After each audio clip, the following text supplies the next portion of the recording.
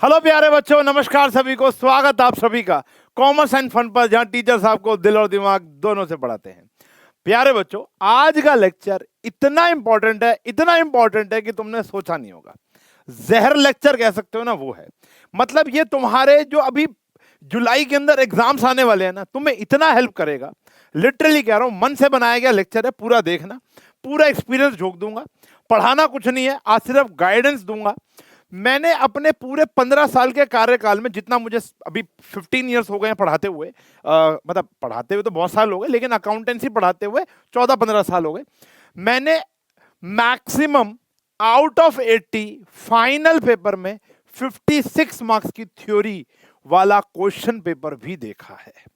तो कोई बच्चा अगर ऐसा सोच रहा है कि हम सिर्फ प्रैक्टिकल पढ़कर अच्छे नंबर ले आएंगे, तो भैया आपको इस वहम से बाहर आना पड़ेगा। क्वेश्चन थ्योरी के इतने ज्यादा आज की डेट में एडवांस लेवल के हो चुके हैं कि आप सोच नहीं सकते हो।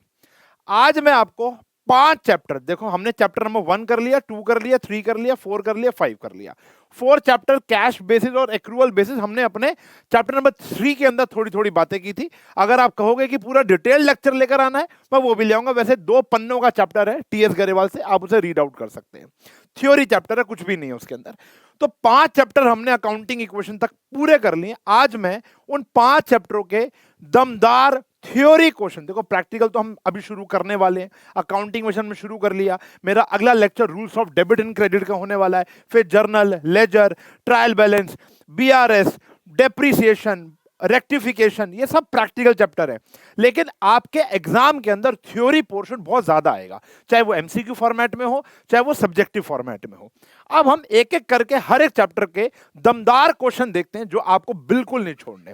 वैसे तो मैं बताऊं, एक अच्छा स्टूडेंट कुछ भी छोड़कर नहीं जाता, लेकिन अगर आप सारी थ्योरी नहीं पढ़ सकते हो या सिर्फ रीड कर सकते हो, लर्न अगर करना है तो ये वाला टॉपिक आपको करना पड़ेगा।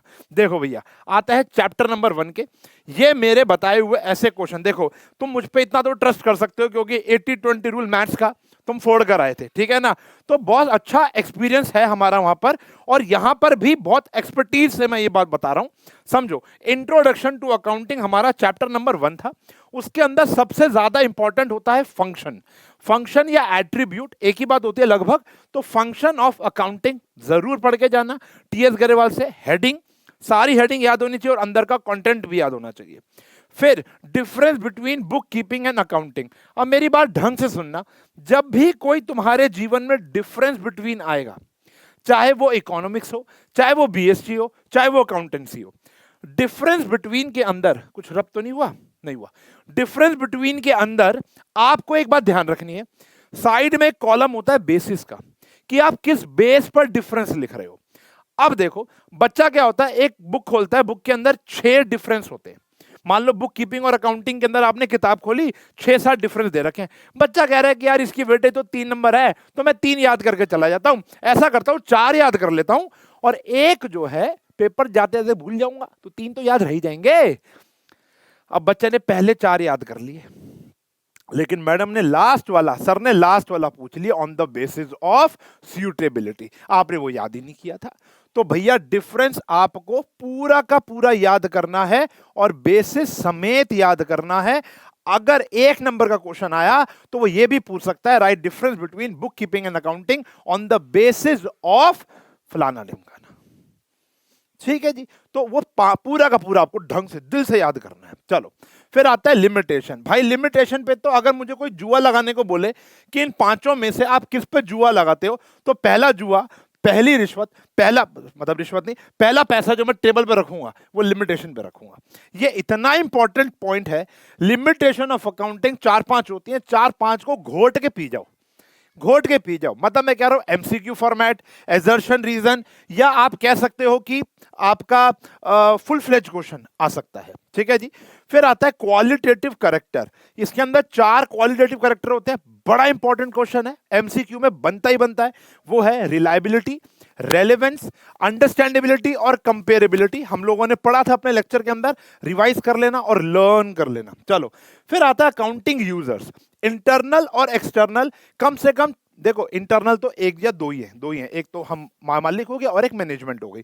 उसके बाद एक्सटर्नल यूजर्स कम से कम 5-7 याद करके जाना।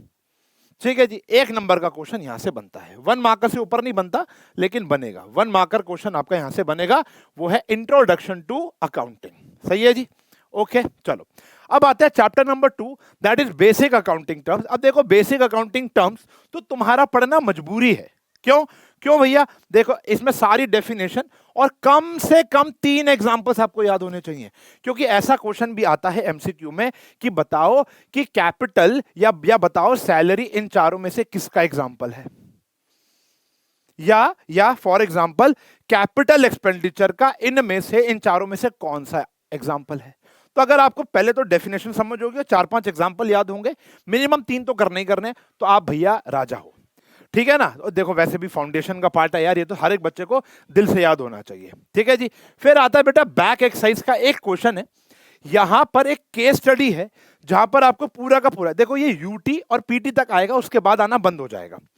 आपको पूरा का पूरा एक क्वेश्चन दिया जाएगा और आपको कुछ सवाल पूछे जाएंगे। जैसे अगर आप थोड़ा जूम करके देख पाओ बेटा, what is the amount of capital which Gopal started the business, तो आपको पूरा पढ़ना है और गोपाल की कैपिटल यानी 8 लाख रुपए लिख देना है।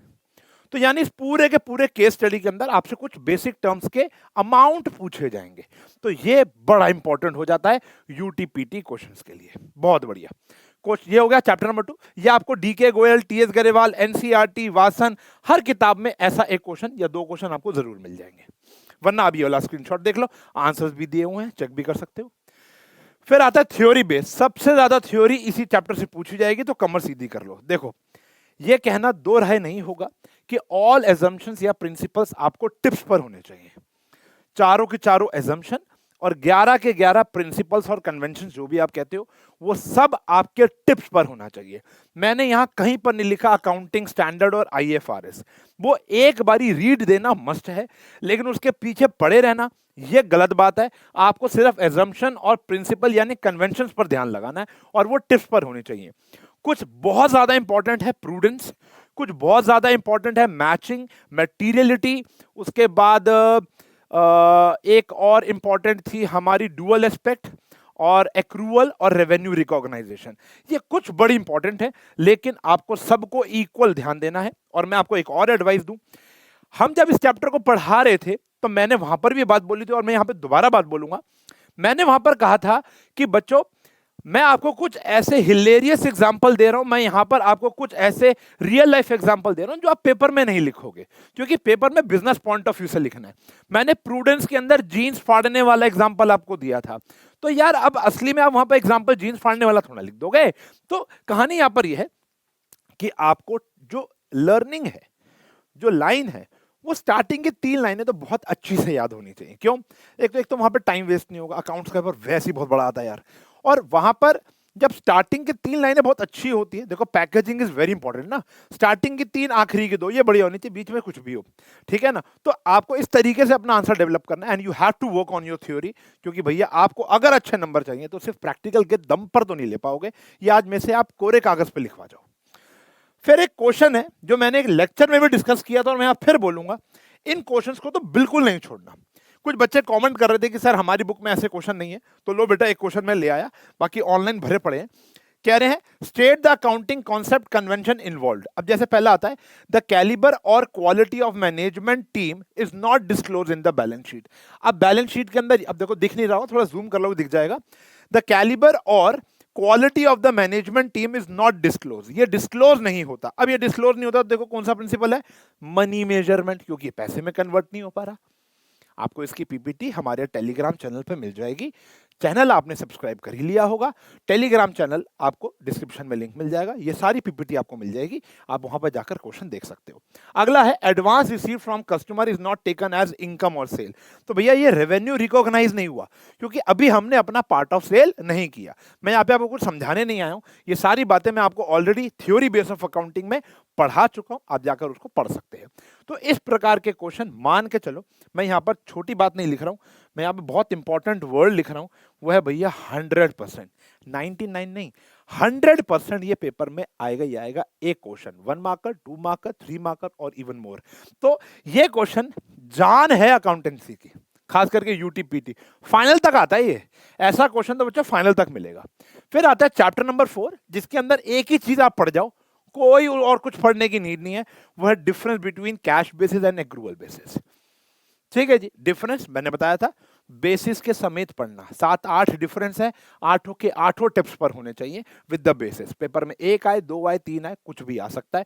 याद करोगे तुम अपने भाई को, अगर तुम्हारे पेपर में देखो, अगर किसी के पेपर हो चुके हैं यूटी और आया है ये क्वेश्चन, ऐसे क्वेश्चन जो मैं बता रहा हूं आपको, तो भैया अपने जिन बच्चों के पेपर नहीं है उनको बताओ कि यस आया है, और कुछ मुझसे छूट गया हो तो उसके बारे में भी आप कमेंट सेक्शन में बात कर सकते हो, क्योंकि ज्ञान बांटने से बढ़ता है। चलो उसके बाद बात करते हैं अकाउंटिंग इक्वेशन। वैसे तो ये ओवरऑल प्रैक्टिकल चैप्टर है, लेकिन 2 थ्योरी अकाउंटिंग क्वेश्चन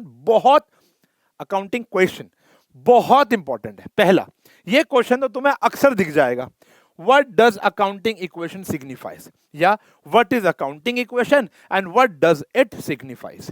तो अकाउंटिंग इक्वेशन हम सब जानते हैं, asset is equals to capital plus liability.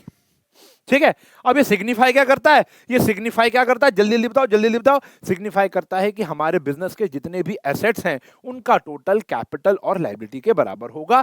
कोई भी ट्रांजैक्शन के 2 एस्पेक्ट तो होंगे, लेकिन उन 2 एस्पेक्ट के बाद हमारी एसेट, हमारी कैपिटल प्लस लायबिलिटी की हमेशा क्या रहेगी, बराबर रहेगी। एक एग्जांपल लिख देना, मैडम पागल हो जाएगी।